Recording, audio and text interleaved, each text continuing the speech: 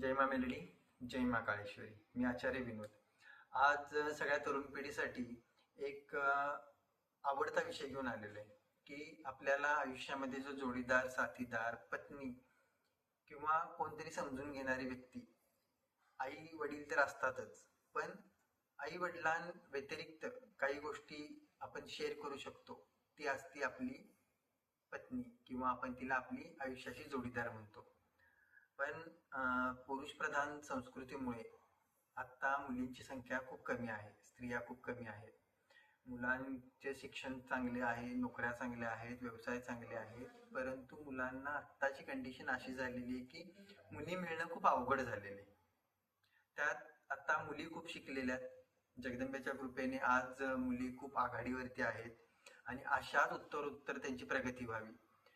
परंतु इथे प्रश्न असा येतो की जोडीदार मिळणं तर गरजेचं आहे, मग त्यासाठी काय करावे किंवा आपल्या योग्य जोडीदार आपल्याला मिळावा किंवा मनासारखी पत्नी आपल्याला मिळावी, त्यासाठी काय करावे. तर एक श्रीकृष्णांनी रुक्मिणी स्वयंवर मध्ये एक मंत्र दिलेला आहे.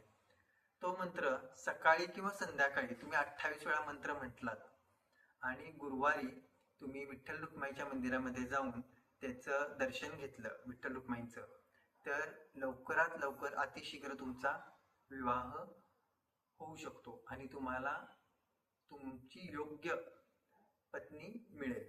तर मंत्र असा आहे, पत्नी मनोरमा, पुन्हा एकदा सांगतो, पत्नी मनोरमा देही मनोवृत्त सारणी तारिणी दुर्ग संसार सागरस्य कुलोद्भव.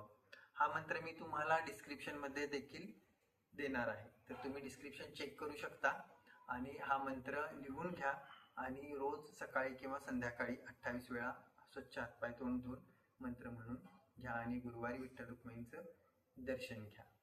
चॅनलला लाईक, सबस्क्राईब आणि कमेंट नक्की करा. श्रीराम.